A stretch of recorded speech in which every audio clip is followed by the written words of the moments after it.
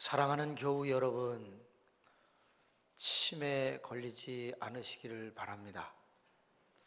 치매에 걸리시면 돈 많이 들어갑니다. 그런데 돈보다 더 심한 것은 가족이 힘들어합니다. 여러분, 어떻게 하든지 여러분 치질 안 걸리시기를 바랍니다. 같은 치자로 시작하는데 하나는 윗부분에 있고 하나는 아랫부분이 있는데 엄청 불편합니다. 저는 하나님의 은혜로 그렇게 걸려본 적은 없지만 우리 남자 집사님들 중에 몇 분은 앉을 때 이렇게 삐딱하게 앉아서 저분이 방구를 끼려고 저러나 그랬더니 치질 때문이라고 하는 것을 알게 되었습니다. 수술을 하고 많이 고생하는 걸 보았는데 옆 사람하고 인사합시다. 치자 들어가는 건 걸리지 맙시다. 시작. 치자 들어가는 거 걸리지 맙시다. 예, 치매도 안 좋고 치질도 안 좋고 치사한 것도 안 좋은 겁니다. 일단 치자는 다 별로 좋은 것 같지가 않아요. 여러분, 또한 여러분에게 부탁하고 싶은 게 있습니다. 우울증이나 조울증 걸리지 않으시기를 바랍니다. 우울증이나 조울증 걸린 것은 자랑이 아닙니다. 나 요즘 우울해. 여러분, 그거 자랑 아닙니다. 다른 사람에게 나를 생각해 달라고 하는 방법이 그런 방법밖에 없습니까? 나를 소중하게 여겨줘, 나를 귀하게 여겨줘.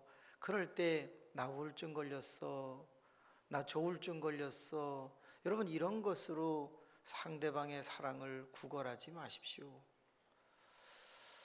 이 모든 것은 다 마음의 병에서 오는 것이 아닐까요?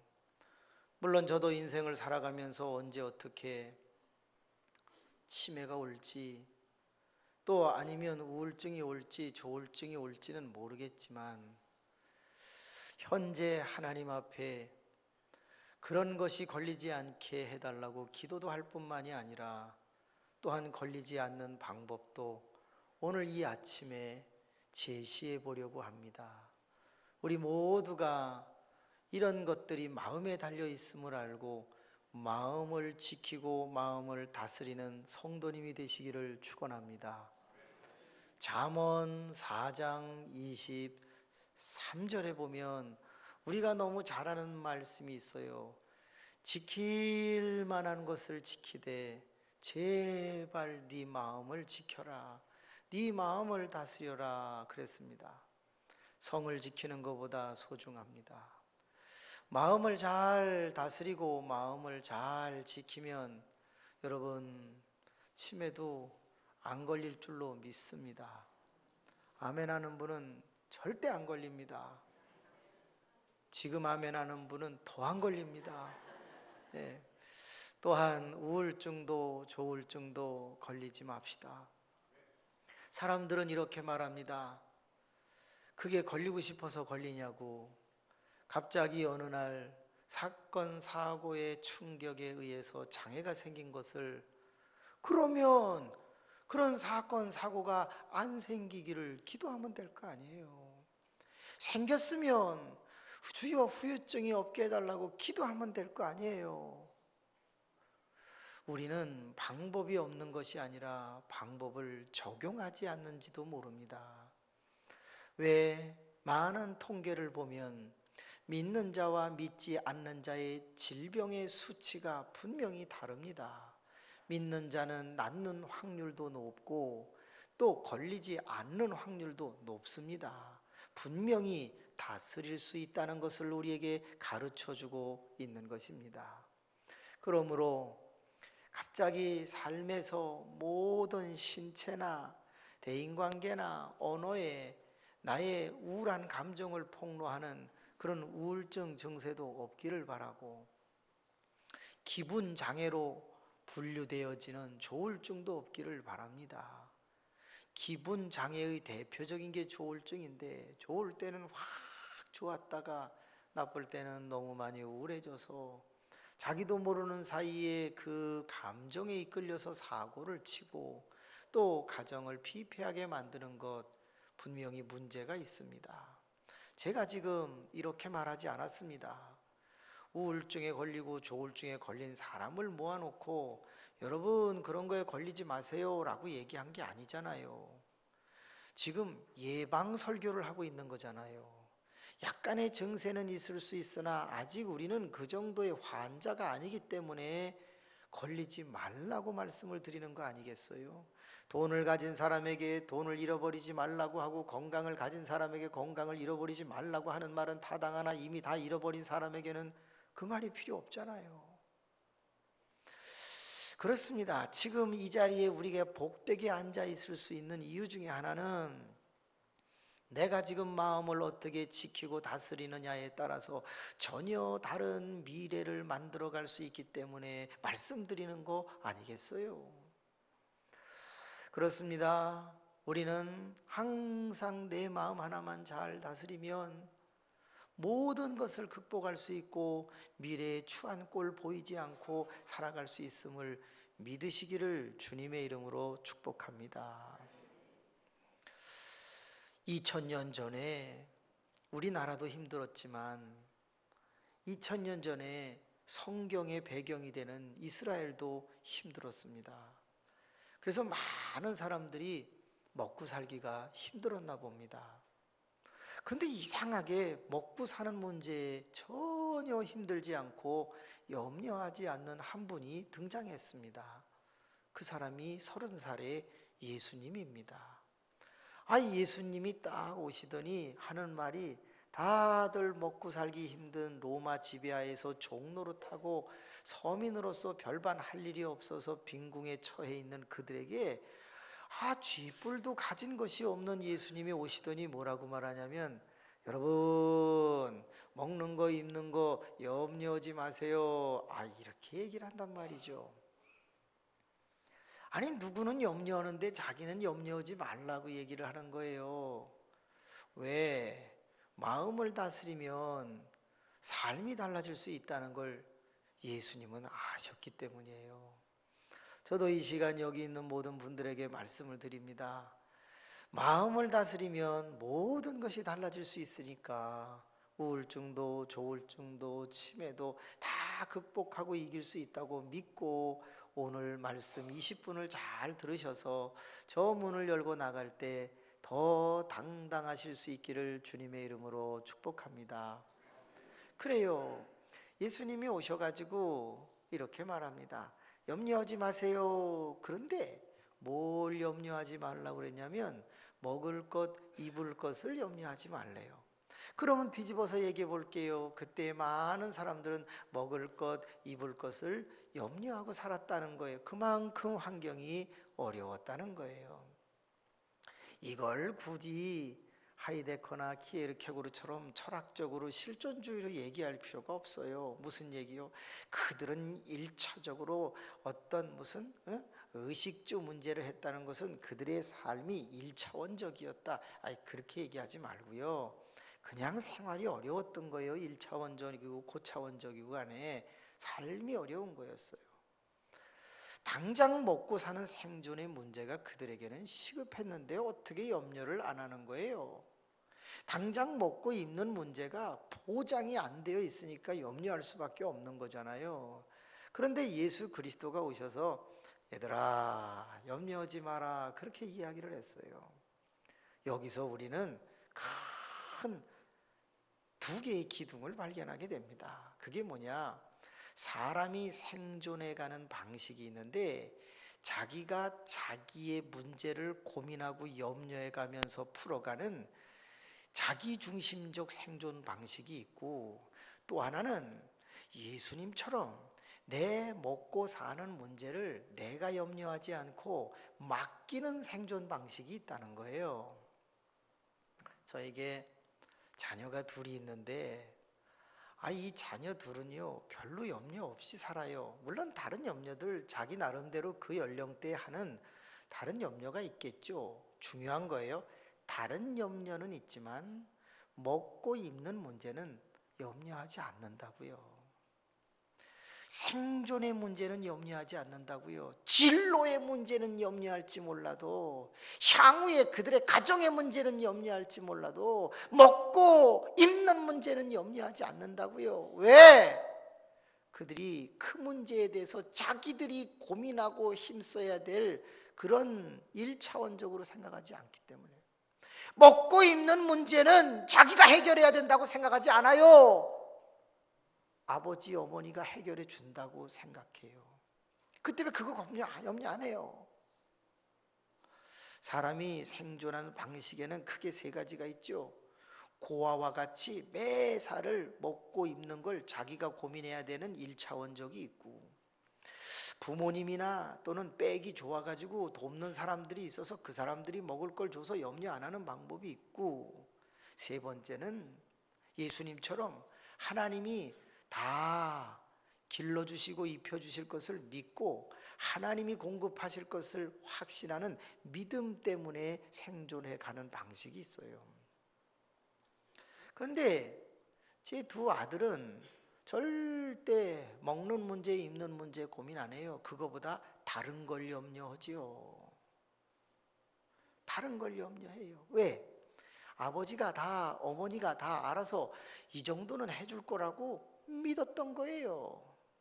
근데 예수님은 이렇게 자기가 자기 문제를 해결하라는 것도 아니고, 부모님이 또는 빽이 여러분의 문제를 해결해 주는 그런 걸 말하고 싶은 것도 아니고, 어떤 것을 말했냐면 하나님께서 너희에게 먹이시고 입히시는 것을 믿는 믿음으로 생존해 가라고 가르쳐 주신 거예요.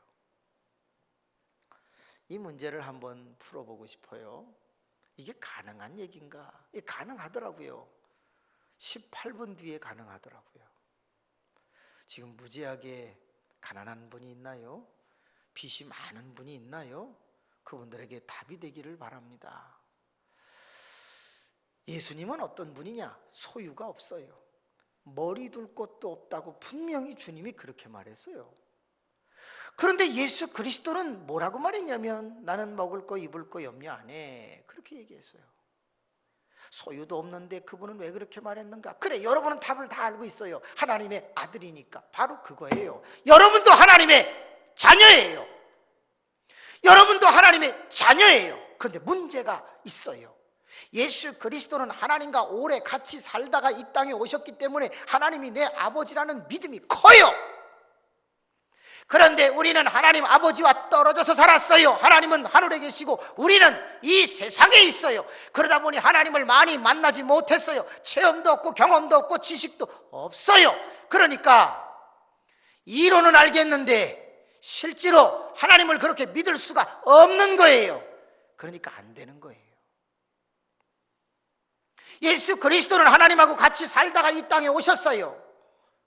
같이 살던 그 하나님 아버지는 자기에게 모든 것을 공급하실 수 있는 능력자인 것을 알아요. 그렇기 때문에 소유가 중요한 것이 아니라 존재가 중요하다는 걸 알았어요. 나라고 하는 존재는 하나님하고 관계 속에 있는 아들의 존재, 독생자의 존재이기 때문에 이 땅의 이 소유 같은 것은 하나님이 다 주관하신다는 걸 알았고, 그래서 염려 안 해요. 하나님이 필요하면 다 공급한다는 걸 아들이 그냥 믿어요. 왜? 같이 살아봤으니까. 그런데 우리는 이 땅에서 태어났어요. 처음에 나자마자 하나님을 몰랐어요. 어느 날 부모나 이웃 사람에 의해서 교회를 다니고 하나님이라는 이름을 듣기 시작했어요. 꼭 입양된 사람처럼. 그런데 입양을 되고 보니까 저분이 정말 나의 아버지인가 헷갈리는 거예요. 그래서 믿음이 안 생기는 거예요. 하나님에 대한 믿음이 없어요. 그래서 계속해서 하나님이 너를 내 자녀로 삼았다고 말해도 안 믿어지는 거예요. 그러니까 염려할 수밖에.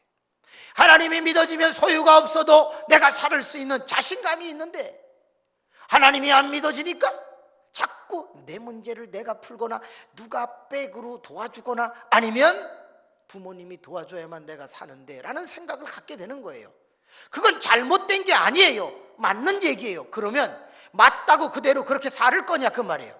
그래, 나는 하나님과 같이 산 적이 없어서 나는 믿음이 없어. 그래서 나는 염려하며 살 거야. 그래요. 그렇게 살아도 돼요. 그런데 인생이 추하잖아요.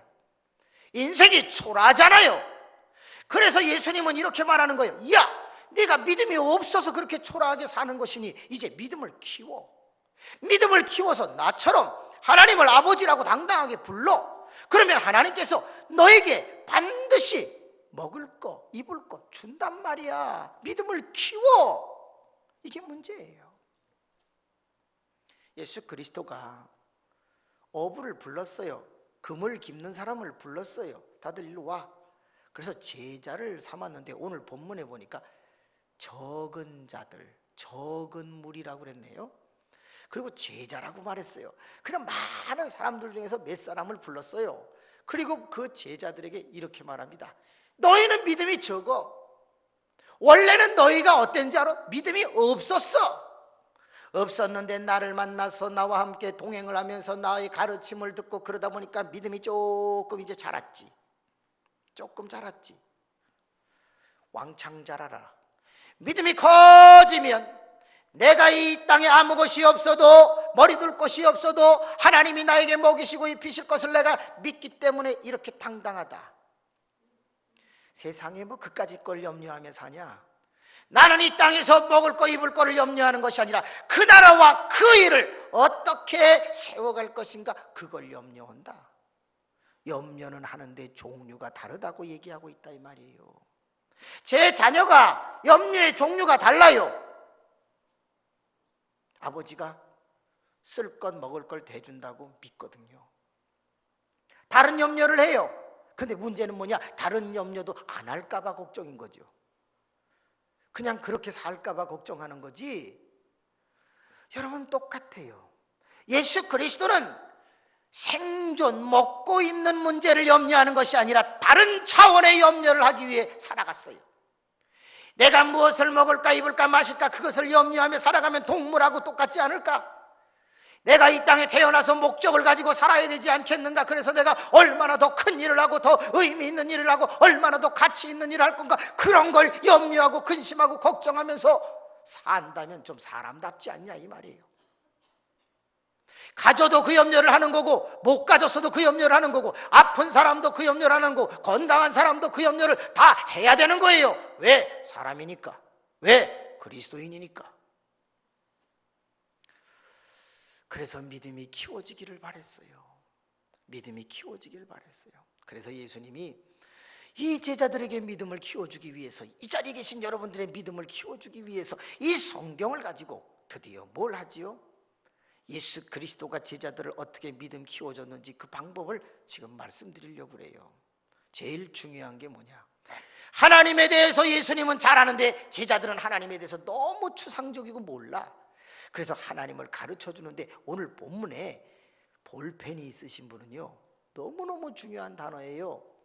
볼펜이 없는 분은 옆 사람 걸 뺏으세요. 어떻게든지 내가 표시하는 게 중요하지 옆 사람이 표시하는 게 중요하겠어요?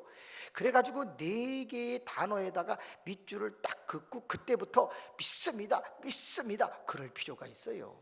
그 첫 번째가 뭐냐? 야, 참 신기한 거죠. 24절 한번 보세요. 24절에 보면 다른 거 다 읽지 말고요, 맨 끝에 동사를 보세요. 뭐지요? 더 귀하냐? 얼마나 더 귀하냐? 자, 그럼 24절 읽어볼게요. 까마귀를 생각하라. 심지도 아니하고 거두지도 아니하며 골방도 없고 창고도 없으되 하나님이 기르시나니 너희는 새보다 얼마나 더 귀하냐? 이거 감탄문이지요. 느낌문이에요. 뭘 얘기하는 거죠? 하나님께서 우리를 그 어떤 것보다 귀하게 여긴다는 걸 믿으셔야 돼요. 하나님이 이 세상의 까마귀보다 우리를 귀하게 여긴다는 걸 제발 믿으셔야 돼요. 믿어야 된다고. 자, 그거를 믿으면 뭐가 사라지는지 보세요. 그 바로 위에 있는 동사를 보세요. 하나님께서 까마귀를 어떻게 하시죠? 기르시나니라고 되어 있어요. 기르시나니.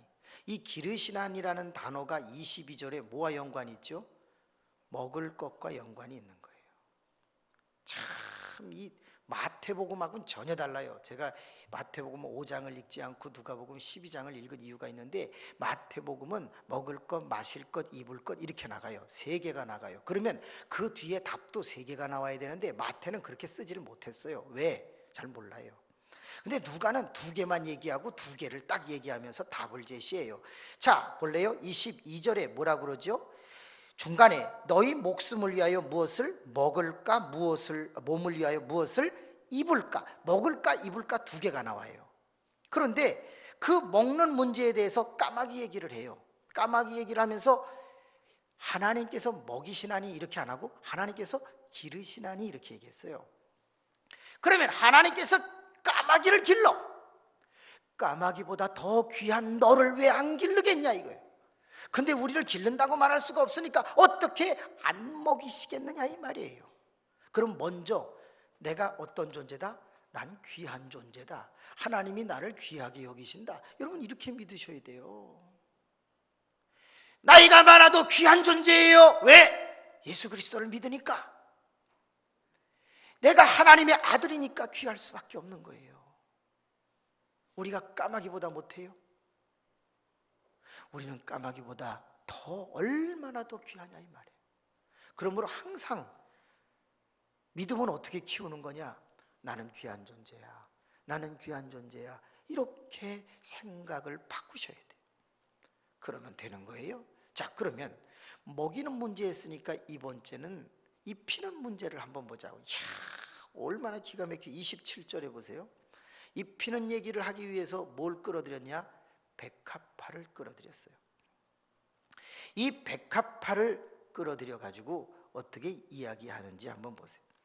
백합화를 생각하여 보라. 실도 만들지 않는다, 짜지도 않는다. 그러나 내가 너에게 말하노니 솔로몬의 모든 영광으로도 입은 것이 이 꽃 하나만큼 훌륭하지 못하였다, 이렇게 말했어요. 근데 이 백합화, 이 들꽃 어떻게 했나 보세요. 28절.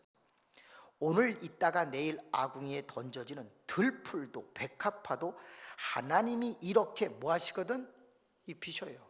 우리가 백합화만 못합니까? 우리가 꽃 한 송이만 못합니까? 나는 꽃보다 귀하고 나는 까마귀보다 귀해요. 그렇기 때문에 아까는 먹이시고 지금은 뭐한다? 입힌다는 거예요. 얼마나 화려하게 입느냐, 그건 우리의 고민이지. 그건 우리의 고민이지. 입히는 문제에 대해서는 하나님이 반드시 책임지신다는 거예요. 여러분, 중요한 게 있어요. 24절의 그 말을 지금부터 꼭 잊으시면 안 돼요. 나는 어떤 존재다? 너무너무 귀한 존재다라는 거예요. 제가 저 스스로 잘 살기 위해서는 방법이 하나 있어요. 이 세상에 아무도 믿을 수 없다라고 하고 제가 하나님까지 안 믿었으면 어떻게 해야 되냐? 제 인생은 제가 책임져야 되니까 무슨 방법을 쓰든지 모아야 돼요. 모아서 병이 걸리면 내 돈을 써야 되고, 모아서 문제가 생기면 내가 해결을 해야 되고, 다 내가 해결해야 돼요. 왜? 먹고 마시고 입는 모든 문제가 내게 달렸다고 생각하기 때문에 그래요. 그러니까 그런 걸 쌓아두지 아니하면 염려할 수밖에 없는 거예요. 그런 것이 없으면 이거 어떡하지? 나 아무것도 없는데, 이래서 소유적 존재가 되는 거예요. 근데 바꿔볼까요? 저는 84년도부터 목회를 했어요. 지금까지 32년을 했어요. 그런데 저도 쌓아두고 싶었어요. 근데 쌓아두고 싶은 거를 안 했어요. 왜? 성경이 하지 말래요. 목사는 그렇게 하지 말래요. 전도사는 그렇게 하지 말래요. 하나님의 제자는 그렇게 살면 안 된대요. 그래서 그대로 해보려고 억지로 했어요. 생기면 친구 전도사들에게 장학금을 제가 만들어서 줬어요. 등록금 내준 사람도 많고. 식권을 1000장, 2000장을 사가지고 그들의 이름으로 다 써서 100장씩 식권을 우편함에 넣어주고 그랬어요. 지갑에 10의 2조를 띄워가지고 10의 1조는 하나님께 드리고 10의 1조는 이건 내 것이 아니다 갖고 다니다가 아는 사람이나 모르는 사람이나 저 사람 도와줘야 되겠다 되면 그냥 11조를 그에게 줬어요. 여러분 미안합니다. 모을 시간이 없었습니다. 지금 다 모았으면 15억 정도는 모았을 것 같아요. 지금도 1년에 1억 이상씩 수입이 되니까요. 그 모으기로 마음 먹으면 5년, 10년 모으면 금방 저 집도 사고 다 할 수 있어요. 근데 주님도 안 모았고 성경도 모으지 말라는 거예요. 누구는? 목회자는 하지 말라는 거예요. 제자는 하지 말라는 거예요. 그래서 자꾸 그냥 나눴어요. 교인들이 어려우면 사업하라고 도와줬고요. 열심히 해봤어요. 그랬더니 저는 월세 살게 되더라고요.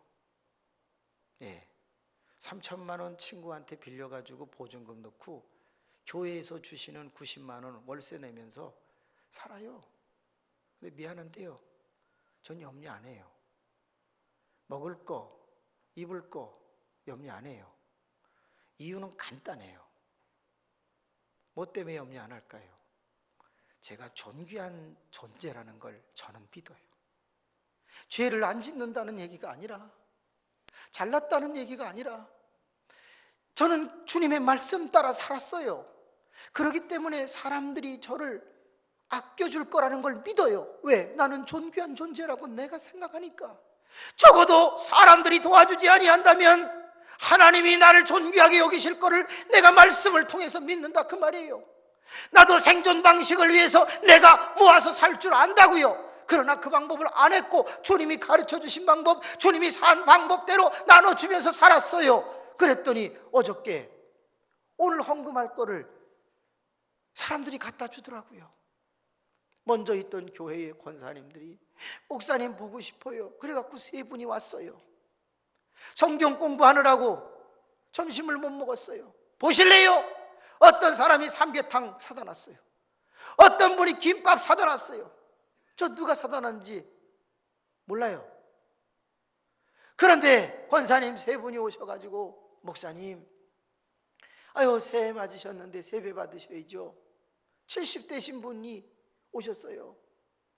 그래갖고 세배를 하려고 그래서 같이 엉거주 추먹에 이렇게 하고, 그랬더니 세상에 저녁 먹으러 가자는 거예요. 저녁 먹으러. 제가 언제 밥 걱정했냐고. 먹을 거 걱정 안 했어요. 목사니까. 여러분도 성도잖아요. 그래서 갔어요. 먹고 싶은 거 다 얘기하라는 거예요. 거기 보니까 6만 원짜리도 있어요. 그거 시키면 계산 안 하겠어요? 근데 18,000원짜리 따라합시다. 탕수육 시켰어요. 그리고 짬뽕, 밥 그거 시켰어요. 미안합니다. 저 돈 안 냈습니다. 간단한 거 하나예요. 저는 많은 사람들에게 저도 갖고 싶었는데 그 사람이 힘드니까 줬다 이 말이에요. 이게 잘났다는 얘기가 아니잖아요. 말씀대로 그냥 살아봤다는 걸 얘기하는 거잖아요. 살았더니 미안합니다. 전국 어디를 가든지 전 먹는 문제 걱정 안 해요. 천교회 부흥회를 다녔고 모든 목사님들 다 밥 사준다고 그래요. 수원에 왕갈비 사주려는 사람이 8명이 넘어요. 할렐루야. 누구든지 오세요. 제가 돈 안 내고 갑시다. 그래서 그분한테 가서 네가 내라. 그러고 먹으면 돼요. 제가 한 가지 깨달은 게 있어요. 막 모으고 쌓고 그러면 맞아요. 그렇게 살아가는 방법도 있어. 어려운 일 있으면 내가 그걸 갖고 살면 되니까. 근데 이상하게 내가 존귀해지지는 않더라고요. 내가 나 자신을 양심적으로 돌아볼 때 너는 귀하고 가치 있는 존재라고 생각이 안 되고 왠지 모르게 추해지는 것을 느낀다 그 말. 예수 그리스도가 위대한 것은 세상의 모든 것을 가지고 있기 때문이 아니라 사실은 자기의 목숨까지 다 내어주었기 때문에 그렇게 귀한 존재가 됐고 30억이 넘는 인구가 예수의 이름을 부르게 된 것이 아닌가? 그래요. 저는 5월 달이면 이사 가래요. 여기 다 비싼데 어디로 가란 말이에요? 안 되면 2층 교육관 치우고 들어와서 제가 자면 뭐 어떡할 거야? 아니면 여기다가 이렇게 막아갖고 여기서 살면 되는 거지 뭐 어떡할까요? 없어? 그러면 뭐 죽으면 되는 거지 뭐 어떡하라는 거예요. 저는 저희 교인들이 저를 소중하게 여길 걸 믿어요. 왜? 전 그렇게 귀하다고 생각해요. 말씀 따라 살았으니까. 여러분도 하나님의 말씀 따라 살아보세요. 그러면 목사님이 여러분의 인생을 책임 안 질 것 같아요. 굶어보세요. 제가 안 먹일 것 같아요. 부하게는 살게 못하지만 같이 먹고 마시는 데는 염려 없이 해드릴 수 있어요. 같이 나눌 수 있다 그 말이에요. 그렇습니다. 오늘 본문은 뭘 얘기하냐면 먹는 문제, 입는 문제, 그런 거는 염려하지 마라 그렇게 말했어요. 부자가 될 거냐 가난할 거냐 그 문제가 아니라 먹고 입는 문제는 염려하지 마라 그랬어요. 내가 귀하다는 걸 알면 그때부터 신기합니다. 자신감이 생기고 자존감이 높아져서 이렇게 먹고 마시는 문제에 대해서, 입는 문제에 대해서 고민 안 하게 됩니다. 사람이 안 먹이면 하나님이 까마귀를 통해서도 먹인다고 그랬으니까. 뭐예요? 자꾸 내가 존귀하다는 걸 아는 게 중요하다. 30절 한번 보세요. 저는 이게 너무너무 행복한 거예요. 제발 예수님처럼 우리도 하나님을 압시다. 30절 맨 끝에 있어야 할 것을 아시느니라. 이게 존칭어예요. 그러면 하나님이란 뜻이거든요. 이 모든 것을 세상 백성들이 구하는 것이라 너희 아버지께서는 이런 것이 너희에게 있어야 할 것을 아시느니라. 하나님이 우리를 귀하게 여기실 뿐만이 아니라 우리에게 무엇이 있어야 할지를 하나님은 아신답니다. 아신대요. 믿으세요. 아신대요. 제 자녀가 무엇이 있어야 할지를 알면 저는 무슨 방법을 쓰든지 도와줘요. 아시는. 시간 관계상 31절을 보세요. 저는 이 구절을 읽고 막 가슴이 흥분되는 거예요. 31절 보세요. 맨 끝에가 뭐예요? 더하시리라예요. 아실 뿐만이 아니라 더하시리라는 말은 준다는 뜻이에요. 준다니까, 더하신다니까. 32절 보세요. 오메 뭘 기뻐하시나 한번 보세요. 32절 주시기를 기뻐하시는도다. 뭐 다 읽을 필요도 없어요. 끝대목만 읽어도 돼요. 여러분 끝대목만 읽어도 은혜가 팍팍 와요. 그런데 문제는 이거예요. 예수님은 하나님을 하늘에서 너무 오래 사귀셔가지고 같이 있어갖고 다 아니까 이런 말을 하는 거예요. 제자들아, 하나님이 말이야 너희를 귀하게 여긴단다. 그리고 하나님이 너희에게 무엇이 필요한지 다 알아. 그리고 더하시고 주는 걸 기뻐하신단다. 예수님은 알지. 그런데 제자들은 세상에 살면서 하나님하고 가까워져 본 적이 별로 없네. 그러니까 하나님이 그런 분이라는 걸 모르니까 지금 가르쳐 주는 거예요. 이제부터는 뭐가 필요하죠? 믿음을 키우는 수밖에 없어요. 주시기를 기뻐하시는 분임을 믿어야 돼. 더하실 분을 믿어야 돼. 그럼요, 있어야 할 것을 다 아시는 분임을 믿어야 돼. 그런데 이게 믿음이 안 자라요. 믿음을 자라게 하는 방법이 하나 있어요. 그게 뭐죠? 체험이에요. 어려운 일이 있을 때 하나님이 나를 도우셨다는 걸 한 번, 두 번, 세 번 자꾸 체험하면 그 다음에는요, 아직 경험해 보지 못한 것까지도 다 믿게 돼요. 여러분, 만약에 제가 위장병을 하나님의 은혜 가운데 나았다 그러면 간경화도 나을 걸 그냥 믿게 된다니까. 하나의 체험은 두 번째 체험으로 이어져요. 짜장면을 사주신 분은 짬뽕도 사줄 거를 믿게 된다 이 말이에요. 그러면 우리의 믿음이 자라지 않는 가장 큰 이유가 뭐예요? 체험이 부재된 거예요. 날마다 하나님의 전에 나와서 체험이 없는 거예요. 그럼 목사님 왜 체험은 없지요? 체험이 없는 가장 큰 이유는 뭐예요? 기도하지 않았던 거예요. 내가 하나님을 향하여 하나님 나 이런 문제가 있습니다. 나 체험하게 해주세요. 체험하게 해주세요. 간절히 매달리고 달라고 졸르고 하면 하나님은 우리에게 체험을 주시고 그 체험이 점점 많아지면 그때부터는 확신이 생기고 확신이 생기면 예수님처럼 당당하게 살아갈 수 있게 되는 것이에요. 체험은 참 중요한 거예요. 체험이 많아지면 사랑에 빠지고 사랑에 빠지면 믿음이 커져요. 저는 엄청나게 선민교회 교우님들을 사랑하게 됐어요. 그래서 믿어요. 뭘 믿냐? 우리가 함께 어마어마한 일을 할 수 있다는 걸 믿게 됐어요. 왜? 사랑에 빠졌으니까. 그럼 뭔 사랑에 빠졌냐? 제가 어려울 때 여기 계신 분들이 많이 도와줬어요. 이사를 왔는데 뭘 먹어야 될지를 모르고 음식점이 어디 있는지도 모르는데 장순정 집사님이 전화했어요. 거기 중국집이냐? 갖고 와. 오우, 반말로 하더라고요. 그러니까 전국에 있는 중국집이 다 짜장면을 배달한 거예요. 네. 그래가지고 먹었어요. 저 그때 먹을 거 염려 안 했다니까요. 아내가 무거운 거를 자꾸 들다가 허리를 다쳐가지고 일어나지를 못했어요.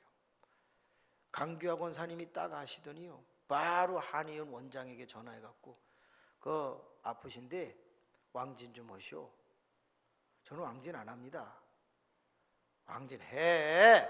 네. 그래갖고 왕진을 3번이나 와서 했는데 한 푼도 안 받았어요. 네. 그래서 예담 한의원을 이용하시기를 바랍니다. 네. 그래갖고 처음에 침을 놓는데 30몇 개 배에다 꽂고 어디 꽂고 뭐 막 다 꽂아요. 그리고 가셨어요. 더 아파요. 근데 이상하죠. 더 아픈데 한번 믿어봅시다. 그 다음날 와서 또 꽂았어요. 이제 약간씩 기어다녀요. 그 다음날 되니까요, 또 무거운 거 들 정도가 됐어요. 제가 뭘 느꼈냐? 이야, 이 성도님들이 이렇게 나를 귀하게 여겨주는구나. 성도님들이 나를 이렇게 소중하게 여겨주는구나. 좋다. 나도 뭔가를 보여주마. 그런 생각이 들어 더 사랑하게 되는 거예요. 세상에. 때 되면요, 제가 한마디만 하면 돼요. 아우, 사과가 먹고 싶네. 그럼 벌써 사과 2개 갖고 와요. 4개는 안 갖고 와요. 2개 갖고 와요. 뭘 얘기하는 거죠? 사람도 필요하다고 얘기하면 관계만 괜찮으면 다 도와주네요. 우리가 하나님에게서부터 받지 못하는 이유가 뭐냐? 관계가 더러운 거예요. 하나님하고 관계가 가까워 보세요. 죄를 멀리하고 날마다 하나님하고 친해져 보세요. 하나님이 우리의 사정을 다 아시는데 왜 안 주겠어요? 믿음이 없는 거예요. 관계가 더러운 거예요. 구하지 않는 거예요. 체험이 없는 거예요. 그러니까 날마다 1차원적 고민, 먹는 문제, 입는 문제를 하는 거예요. 이제부터 성경은 말합니다. 그런 고민하지 마라. 그 나라와 그 일을 어떻게 세워갈 건가, 그거를 차라리 고민을 해라. 그러면 상도 받을 것이다 라고 했어요. 이제부터 우리의 마음을 다스려야 돼요. 어떻게 다스리느냐? 믿음으로 다스려야 돼요. 하나님을 믿는 믿음으로 다스리면 우리의 모든 육신의 문제는 하나님이 다 아시기 때문에 해결해 주실 것을 염려할 필요가 없다, 그 말이에요. 아무쪼록 오늘 이 가운데 힘드신 분이 있나요? 다시 훈련합시다. 따라합시다. 나는 귀하다. 나는 귀하다. 자기 중심적으로 살아온 사람은 그 말을 할 때 부끄러울 거예요. 그런데 다른 사람 중심으로 소금처럼 자꾸 희생을 하면서 섬기면서 살아온 사람은 그래, 나는 귀한 존재야, 이런 생각이 들겠지요. 그러나 내가 덕을 세웠기 때문에 존귀하다는 것이 아니라 성경은 우리에게 너무 행복한 말을 해주었는데 따라합시다. 예수 그리스도를 믿었기 때문에 귀하다.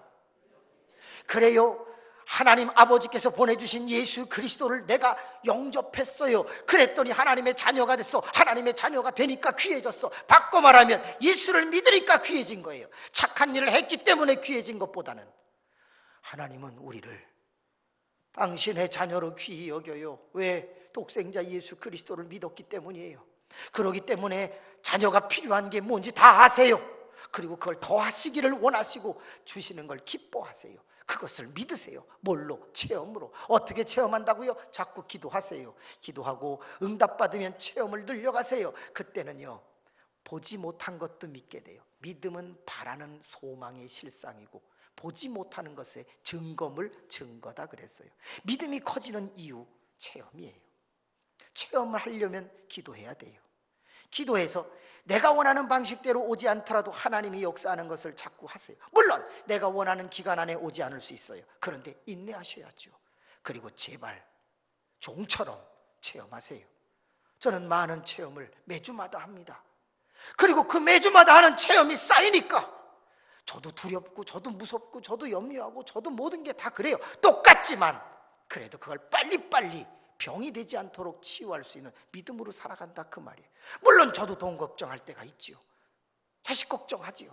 그러나 중요한 건 그때 바로 기도로 믿음으로 대처해가면서 큰 소리 빵빵 치면서 산다는 거예요. 저도 각구목으로 때리면 피가 납니다. 저도 강도가 와서 칼을 들이대면은요, 저도 무섭습니다. 뭐 거기서 찔러 이러지 못해요. 봐주세요. 저도 그래. 그러나 중요한 건 뭐야? 언제나 어떤 상황에서나 빨리빨리 믿음으로 대처할 수 있는 그런 대처 능력을 갖고 있다는 거예요. 부탁합니다. 하나님은 지금 여기 와 계십니다. 그리고 여러분의 모든 삶을 다 아신다니까요. 도와여 주시기를 원합니다. 우리에게 말합니다. 나에게 말해봐. 그래서 너와 나하고 좀 체험을 많이 해갖고 좀 믿음 좀 키워보자. 아무쪼록 저 문을 열고 나가는 순간부터 이 자리에 있는 모든 분들의 삶이 더 자존감이 올라가고 자신감이 넘치고 내가 너무 귀하다는 걸 당당하게 보여주면서 사는 선민교회 가족 되시기를 축원합니다. 은혜로우신 아버지 감사합니다. 저에게 믿음이 적은 영고다 이런 말 듣지 말게 하시고 내 믿음이 크도다 이 말을 들으며 살아가게 해 주옵소서. 우리가 생존하기 위해서 먹는 문제, 입는 문제 그거 염려하지 말고 내가 무슨 일을 하며 살까 좀 더 높은 차원의 염려를 하며 살아가도록 인도해 주옵소서. 하나님과 동행하는 선민교회 가족임을 믿사옵고 예수님의 이름으로 기도하옵나이다. 아멘.